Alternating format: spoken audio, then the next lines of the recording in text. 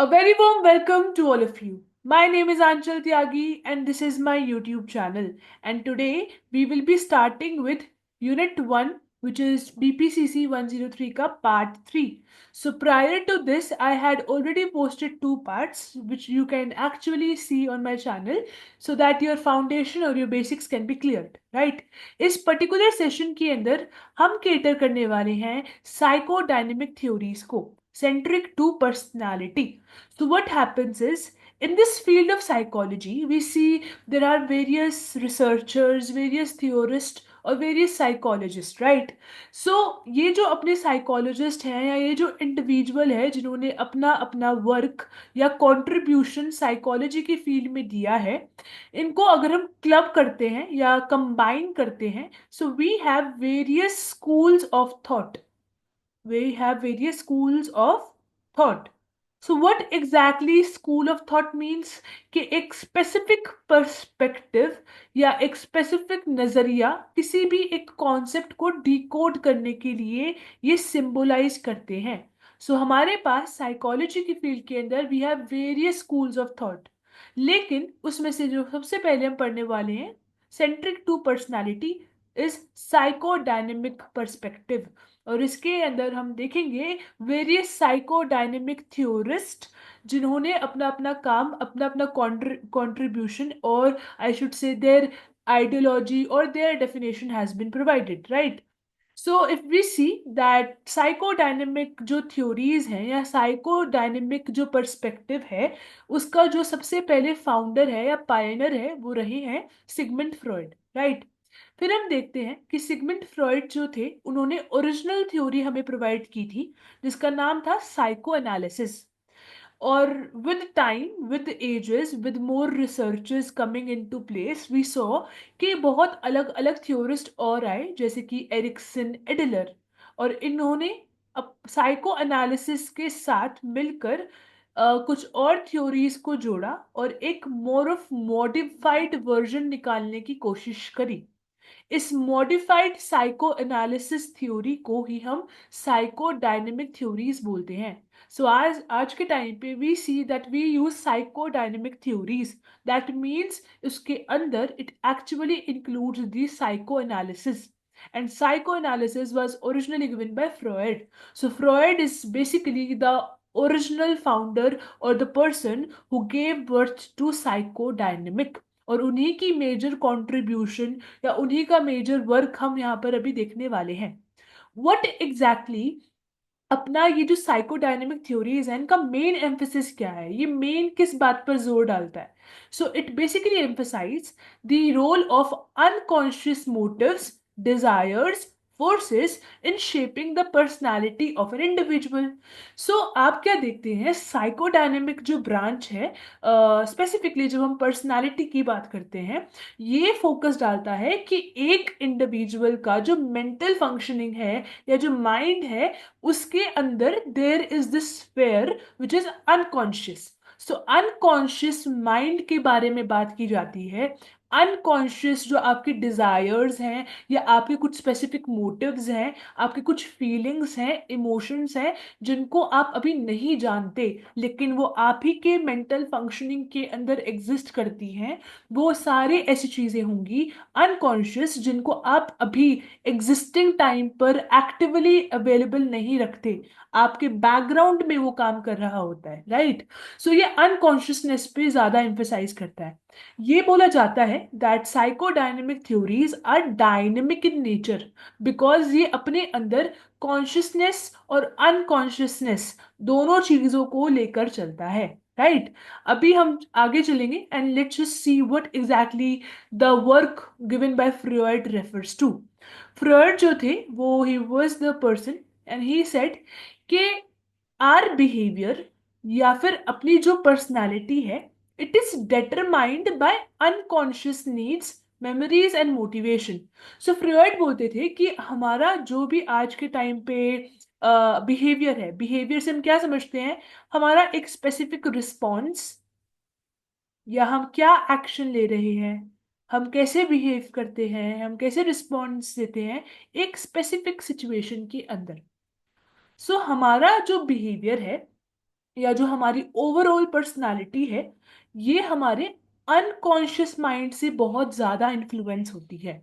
सो हमारे जो unconscious needs हैं, हमारी जो ऐसी मेमोरीज हैं जो बचपन से जुड़ी हुई है या फिर हमारे पास से जुड़ी हुई हैं, वो जो हम अभी यूज नहीं कर रहे लेकिन हमने एक्सपीरियंस करी है और हमारे एट द एंड बैकग्राउंड में काम करने की कोशिश करती है, सो वो unconscious needs, memories, motivation, desire, emotion, ये हर एक चीज जो अनकॉन्शियसली अवेलेबल है, वो हमारे बिहेवियर को और हमारी पर्सनालिटी को शेप करता है। तो थॉट्स, फीलिंग्स, मोटिव्स जो हमारे बिहेवियर को शेप करेगा are majorly unconscious in nature. So हो सकता है अगर आप एक स्पेसिफिक चीज को चूज करते हैं या डिसीजन मेकिंग करते हैं एक एरिया के अंदर, तो आपके कुछ ऐसे थॉट्स और फीलिंग्स और इमोशंस बैकग्राउंड में हैं जो आपके उस डिसीजन को आज के टाइम पर इन्फ्लुएंस कर रहे हैं। This is how unconscious think works in actual. For example, हम लेके चलते हैं that there is a child A, right. Child A अपने चाइल्डहुड के अंदर बेसिकली ट्रॉमा देखता है किसी भी तरीके से, आई कैन से अब्यूज देखता है। He is basically deprived of basic needs like good food, good quality of clothing, right. अगर हम फ्यूचर में देखते हैं, जब चाइल्ड ए एक एडल्ट बनेगा और उसकी खुद की फैमिली होगी, he will be seeing his own child.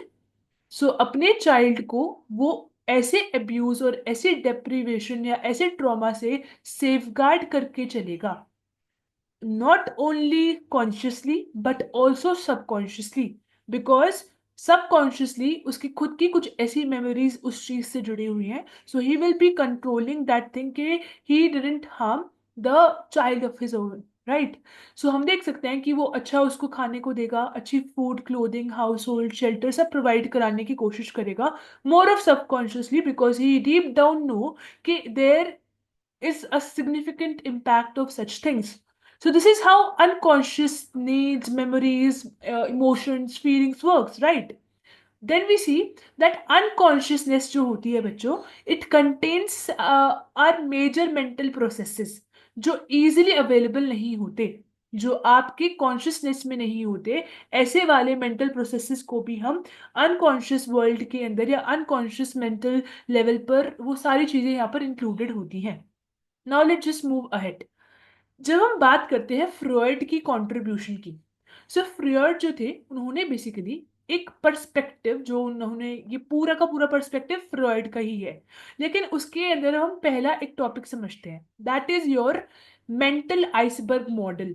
तो उन्होंने एक मेंटल आइसबर्ग मॉडल दिया था और वो बोलते हैं कि जो ह्यूमन माइंड होता है ना, वो कुछ स्पेसिफिकली कुछ पर्सपेक्टिव या एक ऐसे लेवल पर काम करता है जहां पर हम देखते हैं human mind can work at conscious level, at subconscious level and at unconscious level. So Freud बोलते हैं, फ्रॉयड क्या करते हैं, आपके अनकॉन्शियस पार्ट को, ऐसे पार्ट को, आपके माइंड के या मेंटल फंक्शनिंग के ऐसे हिस्से को इस ग्लेशियर या इस आइसबर्ग मॉडल के तहत ज्यादातर आपका मेजर पोर्शन देते हैं जो आपकी अवेयरनेस से नीचे है। यहाँ पर हम बोलना क्या चाहते हैं, let's just C first the point, then I will be explaining it, right? So Freud represents the unconscious part as greater portion of an iceberg underlying underwater, whereas the smaller portion of it above water represent the conscious awareness. So Freud बोलते हैं एक individual है या कोई भी हम जो as an we all individual have this tendency कि हमारी मेजर मेंटल फंक्शनिंग ना कॉन्शियसली नहीं होती, it is done unconsciously. So हमें पता है कि ये अनकॉन्शियसनेस पे ज्यादा एम्फेसाइज डालते हैं। सो ये बोलते हैं कि there can be memories, there can be knowledge जो सबकॉन्शियसली काम कर रही है।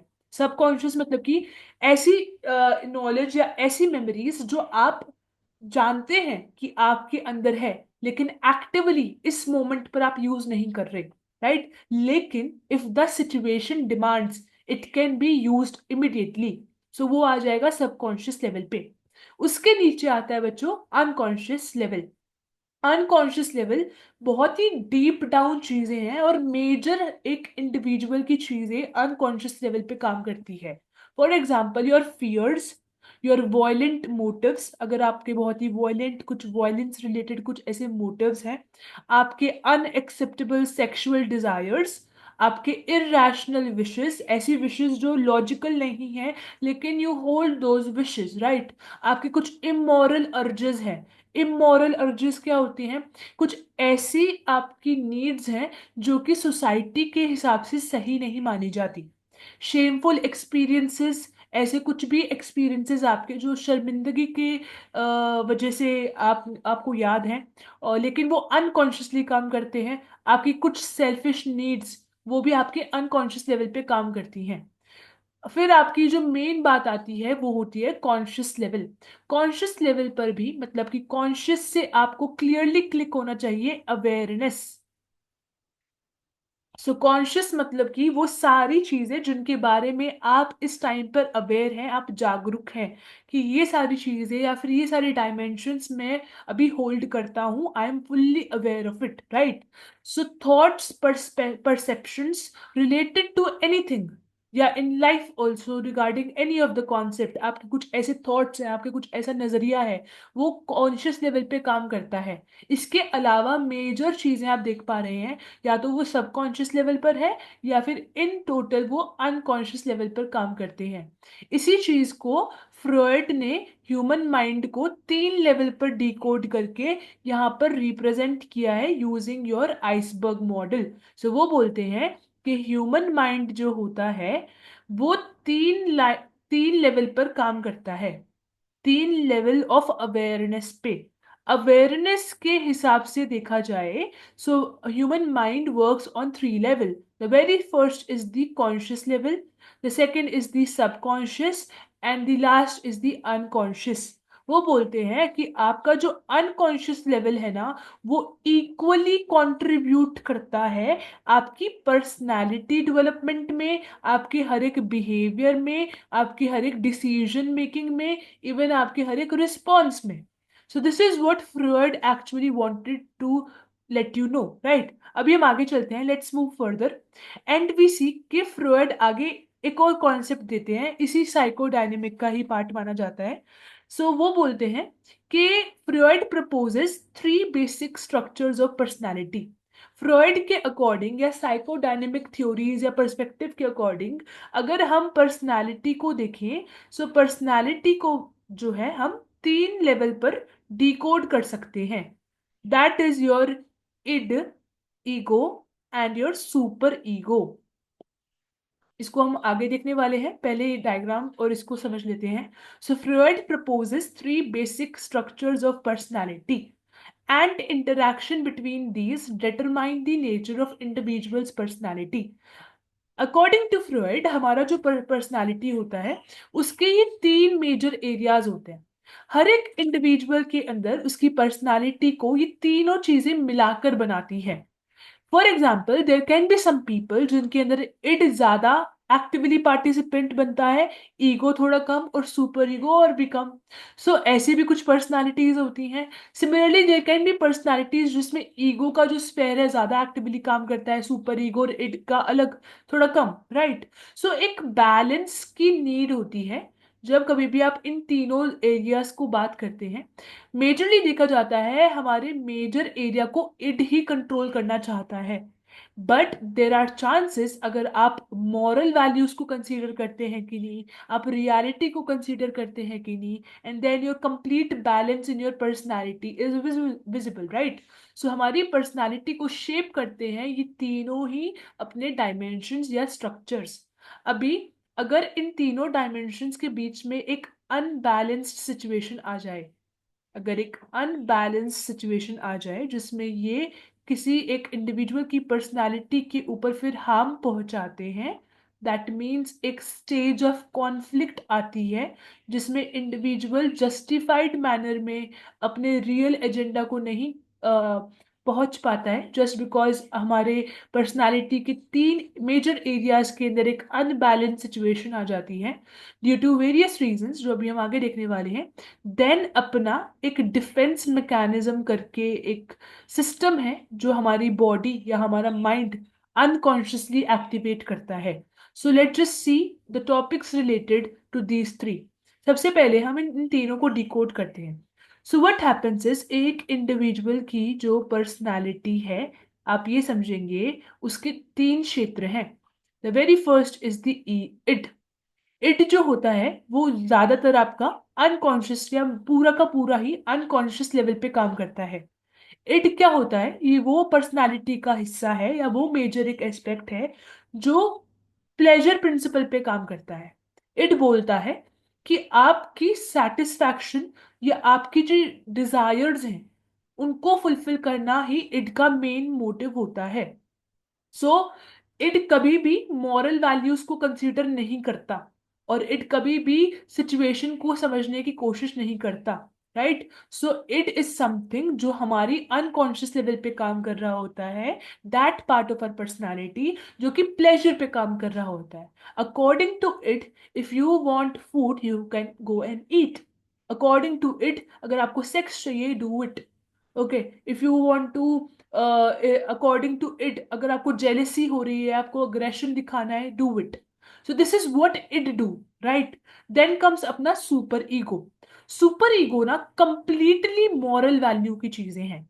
सो इट इज समथिंग जो कि आपके प्लेजर प्रिंसिपल पे काम करता है, सुपर ईगो आपकी मॉरल वैल्यूज पे काम करता है। तो दोनों बिल्कुल एक्सट्रीम है, बिल्कुल अपोजिट है एक दूसरे से।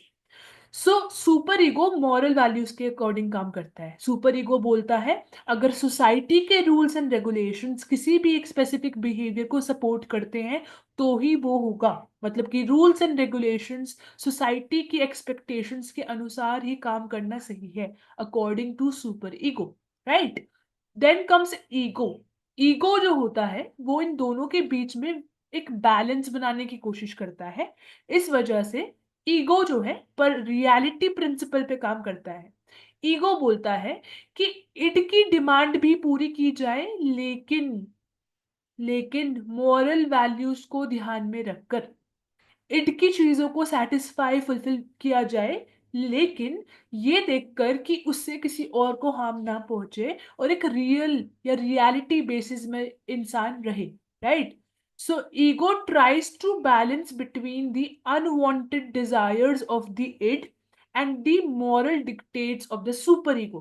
तो दोनों के बीच में एक बैलेंस बनाने के लिए we have ego which is your reality. Right, जो रियलिटी में रहना चाहता है। सो ये आपका rational thinking, logical thinking, problem solving के हिसाब से काम करता है। सो ये तीनों चीजें मिलकर कंबाइन होकर हर एक इंडिविजुअल की पर्सनालिटी को तैयार करती हैं। Right, so let's just move further. अभी आगे देखते हैं। सो ये जो डायग्राम है, अब आपका ये जो आपका आइसबर्ग मॉडल था, इसको कंसीडर करते हैं as per ego, id and super ego. Right, so when one is governed by these unconscious forces about which one is not aware, it leads to conflict between the three structures of personality, such as the id, ego and superego. So यहाँ पर क्या बात है कि आप देखते हैं ये जो चीजें हैं, ये आपका कॉन्शियस लेवल के अलावा बाकी सारी जो चीजें हैं, आपके थॉट, पर्सनालिटी, इमोशंस जो है वो अनकॉन्शियसली काम कर रहे हैं। Right, so there can B times जिसके अंदर आप देखते हैं कि इड जो है वो मेजरली अनकॉन्शियस लेवल पर ही काम करता है।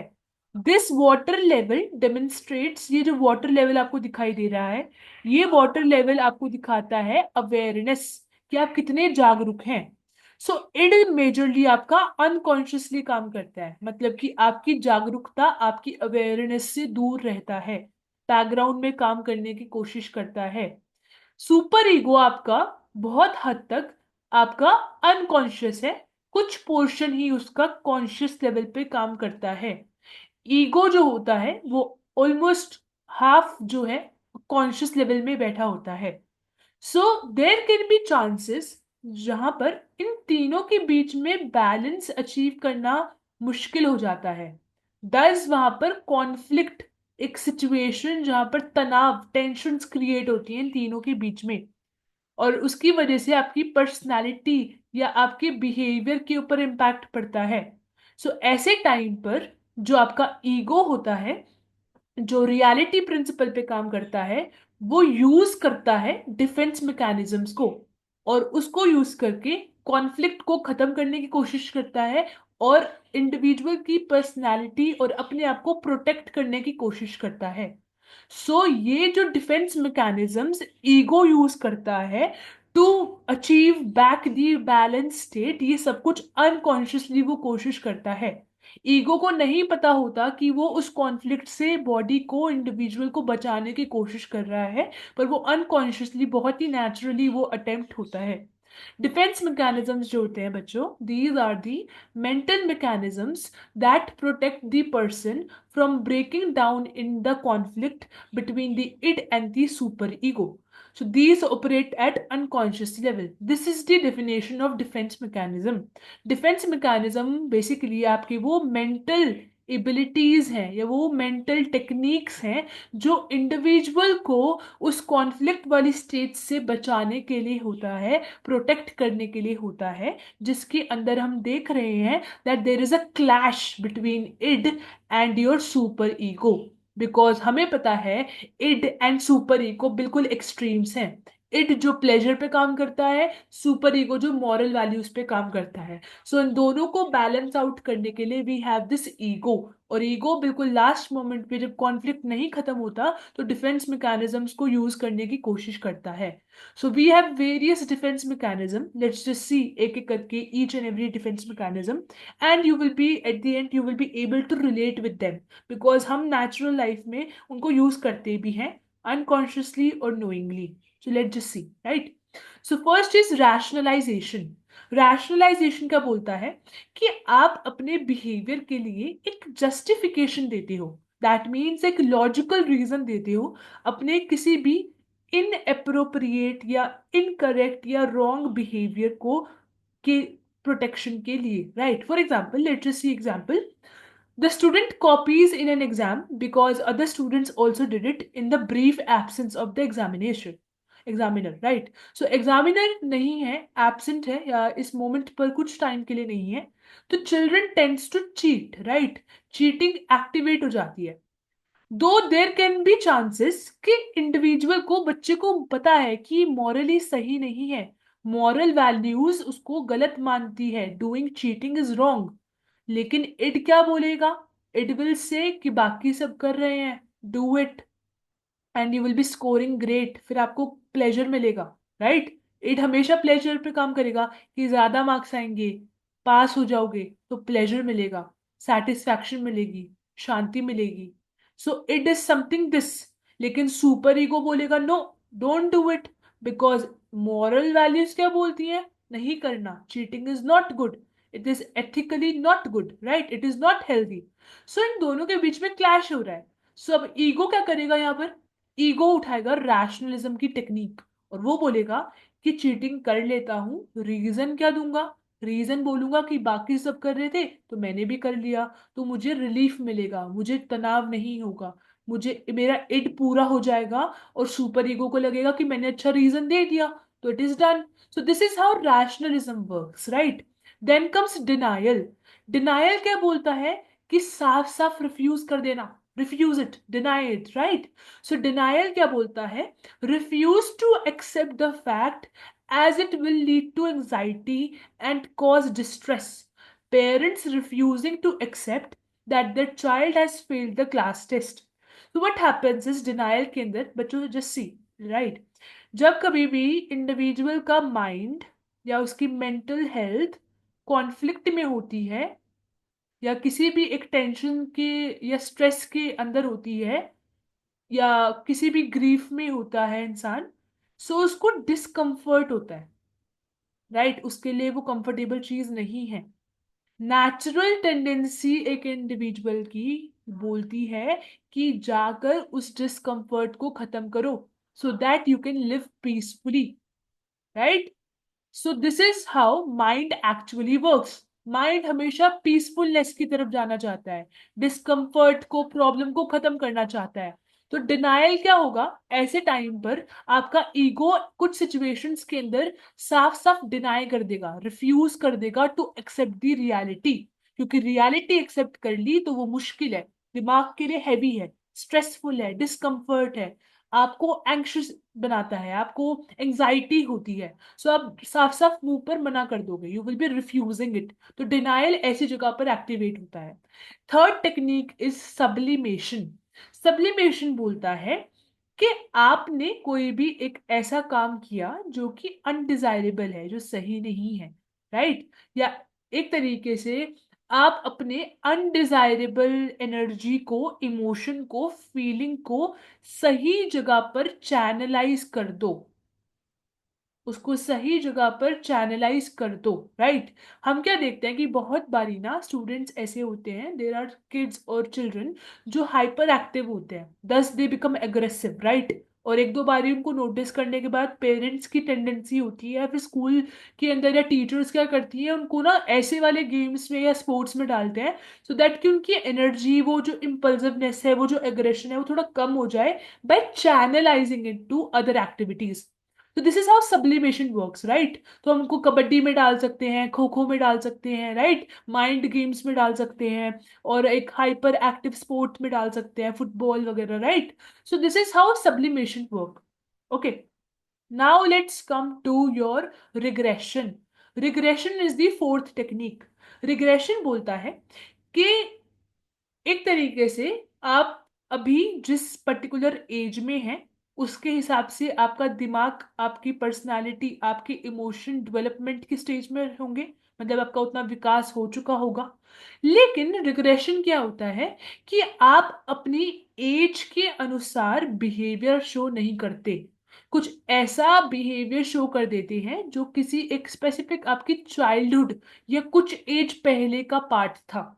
सो रिग्रेशन एक तरीके से एक स्टेज है या फिर एक तरीके की टेक्निक है जो आपको ना एक तरीके से अटका हुआ महसूस कराती है, that you are somewhere still at that age, एक ऐसी एज या ऐसी डेवलपमेंट की फेज में जो आपकी पहली थी, करंट में नहीं है। For example, adolescent starts bedwetting when parents put pressure for high academic performance. सो ऐसा देखा जाता है कि हाई, अगर पेरेंट्स आपसे, एडोलिसेंट की एज में होता है बच्चा, देर आर वेरियस केसेस। सो अगर एक बच्चा एडोलिसेंट की एज में है, दैट मीन्स योर 13 to 19 वाला जो एज है, एंड पेरेंट्स उनके ऊपर प्रेशर बना रहे हैं कि आप अच्छी परफॉर्मेंस लाइए, आप अच्छे ग्रेड्स लाइए, अच्छे मार्क्स लेके आइए, राइट?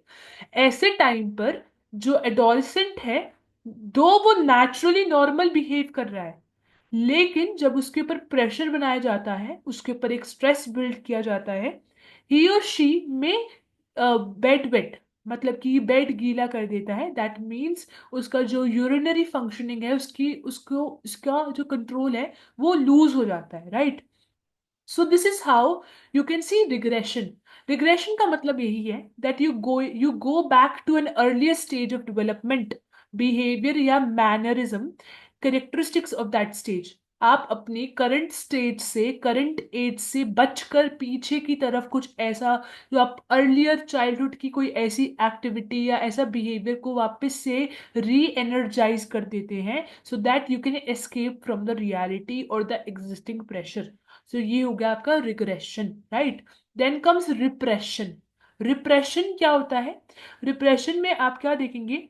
रिप्रेशन में बात की जाती है कि आप कोशिश करेंगे जो भी आपका सोर्स है, मतलब कि जो आपको स्ट्रेस या एंजाइटी दे रहा है, उसको आप कंप्लीटली अपनी अवेयरनेस से हटा दें। आप उसको अपने एनवायरनमेंट से नहीं हटा सकते, लेकिन अपनी अवेयरनेस से हटा दें, मतलब कि आप विलिंगली उसको अपने कॉन्शियस दिमाग से हटा दें और उसको भूलने की कोशिश करें। Person forgets the abuse incident of childhood. बहुत बारी देर आर वेरियस केसेस, बच्चा भूल जाता है कि उसने बचपन में एक ट्रॉमा या एक अब्यूज को सहा था। फ्यूचर में हो सकता है कि वो इतना पेनफुल था या इतना एम्बैरेसिंग सिचुएशन हो गई थी या उसको इतना ट्रॉमा सहना पड़ा था कि उस टाइम पे वो रोता था या फिर डिस्कम्फर्ट या एंजाइटी वगैरह फील करता था, देन ही ट्राई टू मूव ऑन। लेकिन सर्टेनली वो जो ट्रॉमा था या वो ऐसी एंजाइटी या स्ट्रेसफुल सिचुएशन थी जो उसके आज के टाइम पर अनकॉन्शियस माइंड में एग्जिस्ट करती है, तो वो उसकी आज की सिचुएशन को भी शेप करने में हेल्प करता है. तो this is how repression actually works, right? Then comes reaction formation.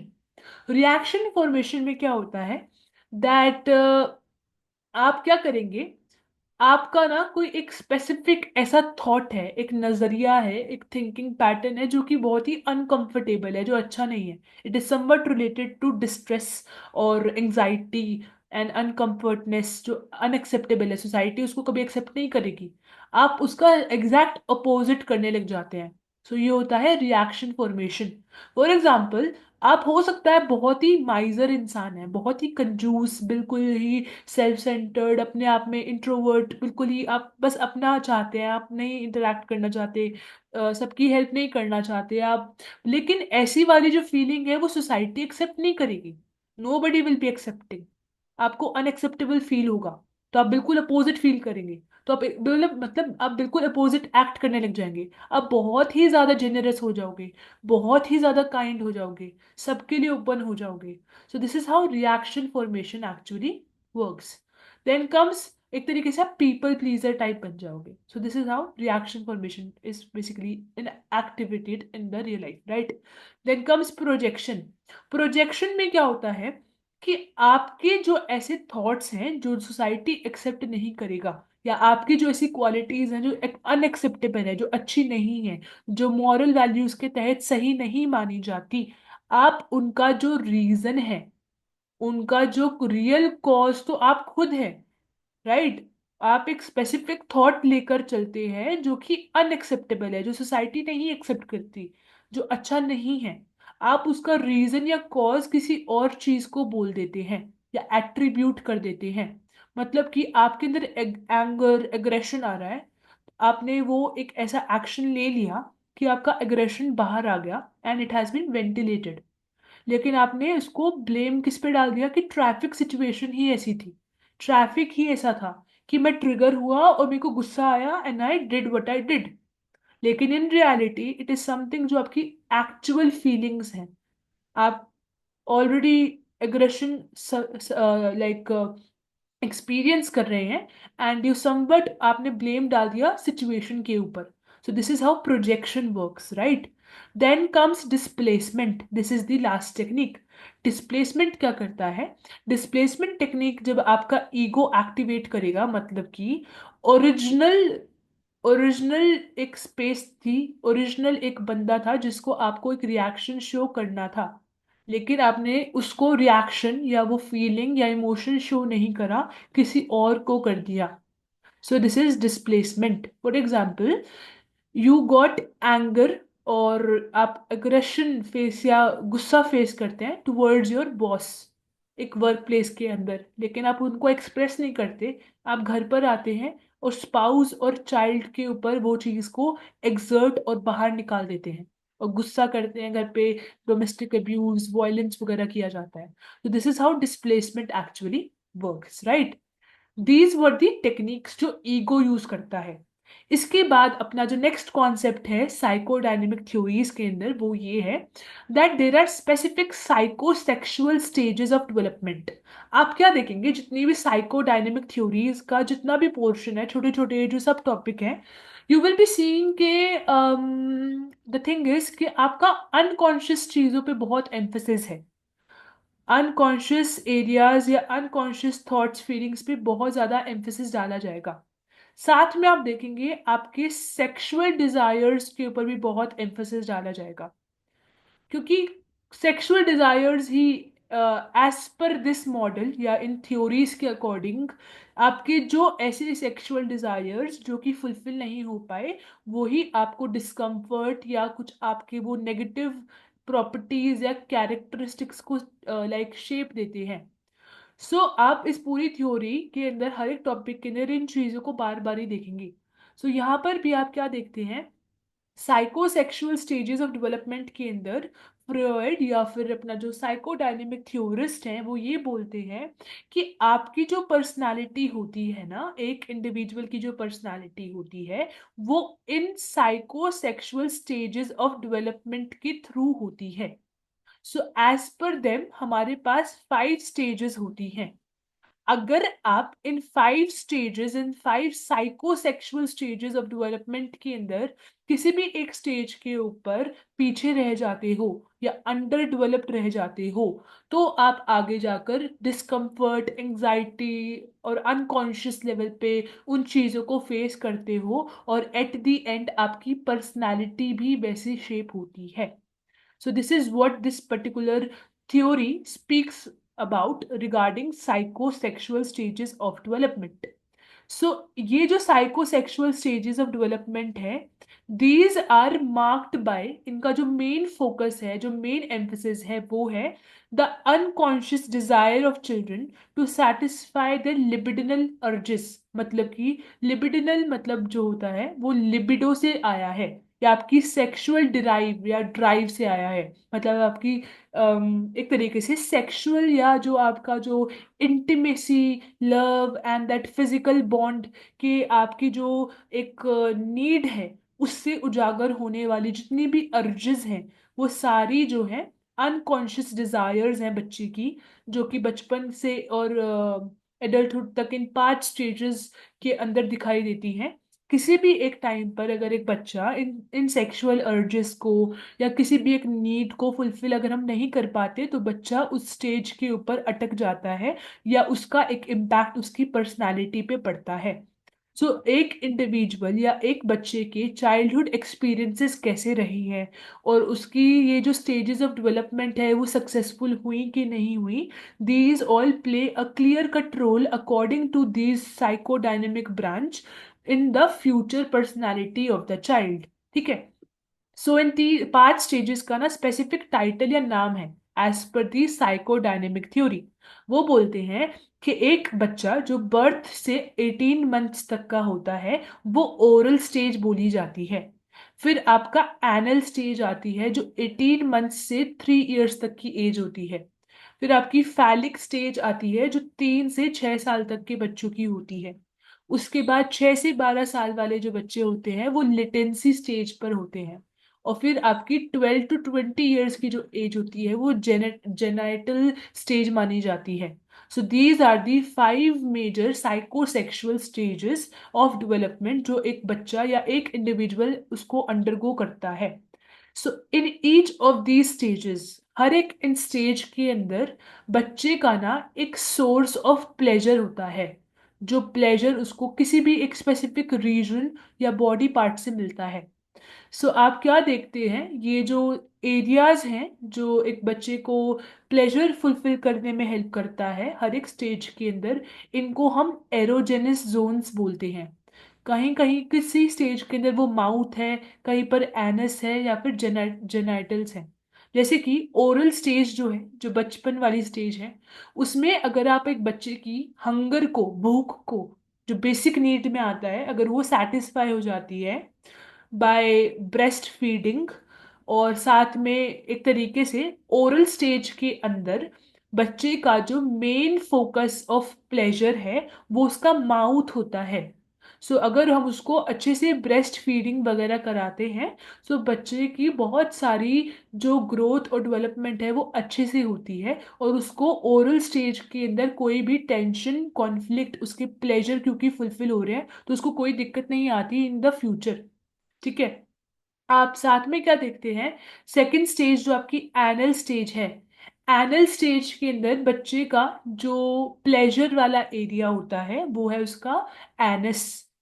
So toilet training या वॉशरूम कैसे यूज करते हैं, या आप अपनी बॉडी से कैसे वेस्ट को रिड्यूस करते हैं और कैसे उसकी क्लेनिनेस की जाती है, ये सारी चीजें आपको एनल स्टेज में सिखाई जाती हैं. राइट.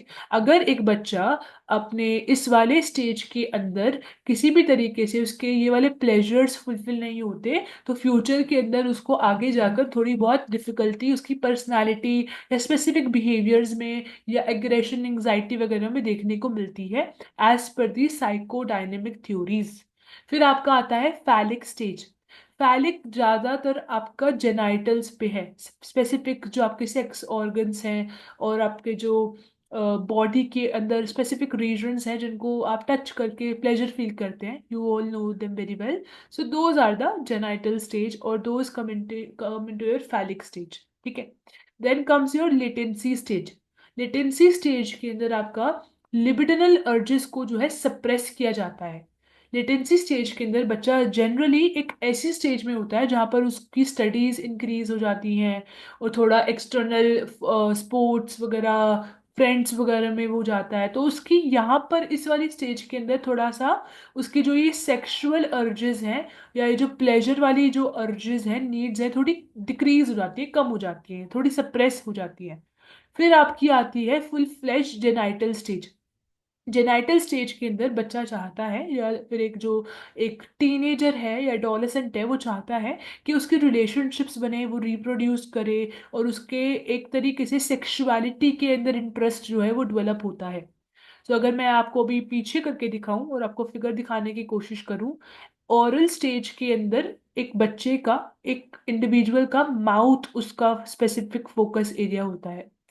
एनल के अंदर उसका एनस होता है जहां से बॉडी का वेस्ट सिक्रीट आउट किया जाता है। फैलिक के अंदर उस बच्चे का, let me just check once, phallic के अंदर आपका जेनाइटल्स ही हैं। सो फैलिक के अंदर आपका, एक second, let me just select it once. Okay, phallic के अंदर आपका जेनाइटल्स ही हैं। लेटेंसी स्टेज के अंदर थोड़ा सा सप्रेस हो जाता है, ये सारी चीजें थोड़ी कम हो जाती हैं, थोड़ा प्लेजर पे काम थोड़ा इंसान कम करता है क्योंकि वो स्टडीज और फ्रेंड सर्कल और एक कैरियर ओरिएंटेड चीजें में आने लग जाता है थोड़ा। जेनाइटल में थोड़ा सा वापस से जो बच्चा है, क्योंकि hormone secretion, adolescence, menstrual cycle और टेस्टोस्टेरोन, स्पर्म फॉर्मेशन, ये सब चीज़ें आपकी जेनाइटल स्टेज के अंदर स्टार्ट होती हैं। सो वो थोड़ा सा ज़्यादा सेक्सुअलिटी की तरफ चलता है और उसको समझ में आता है कि ये स्पेसिफिक माउथ, एनल और जेनाइटल इंपॉर्टेंट नहीं है, ये you need to maintain specific relationships जो आपको एक्चुअल में प्लेजर्स देंगी या फिर आपको जो है लॉन्ग लास्टिंग ये कंफर्ट देने वाली है। तो these are the psychosexual stages जो अभी हमने देखी, राइट। अभी हम आगे चलते हैं। ये बोलते हैं कि अगर किसी भी एक स्टेज के अंदर, इनमें से किसी भी एक 5 स्टेजेस में से किसी भी एक स्टेज के अंदर आप जो है ऐसा देखते हैं कि अच्छे से डेवलपमेंट नहीं हुई, तो आप प्रोग्रेशन फेस कर सकते हैं। प्रोग्रेशन वही है कि आप उस स्टेज की कोई भी एक कैरेक्टरिस्टिक को बाद में फेस करने वाले हैं, जैसे हमने बेड वेट पढ़ा था अभी स्टार्टिंग में, अभी पीछे स्लाइड्स के अंदर। सो आपके लिए इम्पोर्टेंट है या बच्चे के लिए या इंडिविजुअल के लिए इम्पोर्टेंट है कि वो सारी साइकोसेक्सुअल स्टेजेस को अच्छे से उसमें डेवलप करके उसकी पर्सनालिटी जो है ओवरऑल लेवल पे ग्रो की जाए। अगर किसी भी एक स्टेज के ऊपर किसी भी तरीके का प्रेशर आता है, स्ट्रेसफुल चीज़ें होती हैं या उसको कोई डिस्टर्ब करता है उस साइकिल को, तो सर्टेनली बच्चे की ओवरऑल डेवलपमेंट में इम्पैक्ट पड़ता है। So children need to move from one stage to another. बच्चे को इन 5 स्टेजेस को गो थ्रू करना इंपॉर्टेंट है। किसी भी एक स्टेज के ऊपर वो फिक्स नहीं रह सकता, ठीक है। So children needs to move from one stage to the next successfully by not getting fixated in a particular stage. उस फिक्सेशन या फिक्सेटेड स्टेज से बचना है। You need to develop very well from each and every stage, right. How the child makes progress, इन एक एक stages को कैसे बच्चा पास ऑन करता है और फिर ग्रो करता जाता है, this actually shapes your overall adult personality, right. So fixation जो है मतलब कि किसी भी एक स्टेज के अंदर अगर आप अटक जाते हैं, फिक्स्ड हो जाते हैं, सो फिक्सेशन जो है may happen by the way children are raised. बच्चे को कैसे उसकी अपब्रिंगिंग की गई है, उसको कैसे एक्सपोजर दिया गया है और साथ में उसके ऊपर कैसे डिसिप्लिनरी मेथड्स को यूज किया गया है बाय द पेरेंट्स और द टीचर और देयर फ्रेंड्स एंड स्टफ, ये चीजें डिटरमाइन करती है कि आप किसी एक स्टेज के अंदर फिक्स तो नहीं होने वाले या कोई भी एक चीज आपकी पर्सनालिटी को ओवरऑल हिंडर या हैम्पर तो नहीं करने वाला, right. For example, if parents follow strict toilet training, अगर बच्चे को जो आपका जो सेकंड वाला स्टेज था, that was your latency stage, तो अगर आप उसके टाइम पे टॉयलेट ट्रेनिंग बहुत ही स्ट्रिक्ट करते हैं, so this may affect the child in different way, तो फ्यूचर में it can actually impact the child। ठीक है। सो वी नीड टू से कि अगर आप डिसिप्लिनरी एक्शंस भी लेते हैं या फिर उनको किसी भी चीज़ का तरीका भी सिखाते हैं, तो आपको उसको बड़े ही ध्यान में रखकर चाइल्ड सेंट्रिक या बच्चे के अकॉर्डिंग ही करना पड़ेगा। राइट।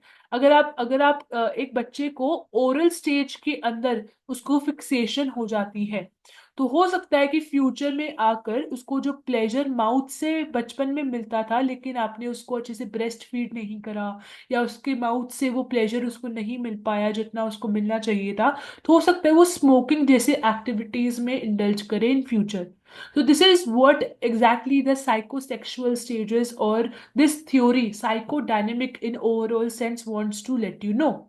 फ्रॉइड की जो थ्योरी है, ये कंप्लीट जो थ्योरी है, ये बहुत ही एक ऐसी थ्योरी है या एक ऐसा स्कूल ऑफ थॉट है जो लोग पढ़ते हैं, जो इंटरेस्ट डेवलप करता है, लोगों का अट्रैक्शन अटेंशन डेवलप करता है, लेकिन it has been criticised also. Specifically अगर, क्योंकि ये बोला जाता है कि फ्रॉइड ने बहुत ही मेजर एम्फेसिस जो है सेक्सुअल अर्जेस को दे दिया, राइट, अदर फैक्टर्स को कंसीडर नहीं करा। सो इस थ्योरी को बहुत क्रिटिसिज्म भी मिला है और बहुत इसके अंदर लोगों को इंटरेस्ट भी है। इवन बहुत सारे नॉन साइकोलॉजी बैकग्राउंड के लोग इसको पढ़ना चाहते हैं, उसको पढ़ते हैं, उनको पता होता है। राइट। सो वी सी के बहुत फ्यूचर लॉन्ग तक बहुत सारी थ्योरीज के ऊपर फ्रॉइड का जो ये उसने कंट्रीब्यूशन दिया था, या फ्रॉइड की जो थ्योरी है, बहुत सारे आगे फ्यूचर के बहुत सारे इयर्स तक अलग अलग साइकोलॉजिस्ट ने उसको अपना बेस बनाकर अपना काम आगे देने की कोशिश भी करी है। सो फ्रॉइड की ये जो थ्योरी है, इसने एक बहुत ही मेजर कंट्रीब्यूशन भी करी है, लोगों का इंटरेस्ट ग्रास्प भी करा है, बहुत सारी प्रॉब्लम्स को सॉल्व करने की कोशिश भी करी है, डिकोड भी किया है और क्रिटिसिज्म भी लिया है। राइट। अभी हम आज के टाइम पर देखते हैं, देर आर नियो फ्रियोडियंस। नियो फ्रियोडियंस कौन है? ये वो लोग हैं जो फ्रॉइड की थिंकिंग के साथ एक्सेप्टेंस देते हैं, ठीक है, लेकिन कुछ चीजों को हटाते हैं फ्रॉइड की थ्योरी से, उसको थोड़ा मॉडिफाई करके और आज के टाइम के हिसाब से उसको यूज करने की कोशिश करते हैं। सो ये सारे लोग जो है नियो फ्रियोडियंस बोले जाते हैं। सो इसमें वो सारे साइकोलॉजिस्ट या फिर ऐसे वाले ब्रांचेस के सारे जो है सोशियोलॉजिस्ट रिसर्चर सब इंक्लूड हो जाते हैं नियो फ्रियोडियंस में। ठीक है। अभी हम क्या देखते हैं, let's just move further and see that the psychodynamic theory और the portion has been completed. So ये वाला school of thought I hope आपको समझ में आ चुका होगा। And feel free to post your doubts and stuff on the comment section. You can mail me, you can join my telegram channel. अभी के लिए इतना ही रखते हैं इसको, okay? We will be meeting in the next session. Stay tuned for more videos. Do like, share and subscribe the channel if you found it worthy. Okay? So take care. Bye bye. See you tomorrow, yeah, in other session, right? Bye.